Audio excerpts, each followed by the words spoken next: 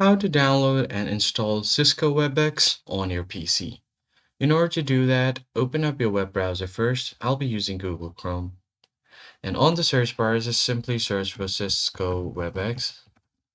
Hit enter, and you'll find the option right here. Just open the link up, webex.com. And once you are here, you can just click on the sign in option to log into your account. Or if you want to download the application, you'll find the download option right here. Click on download, and now from here you can download it for Windows, or if you have any other OS, you could use that as well. Once you click on download, the exe file will be installed here. Now you're going to use this installer to download the application.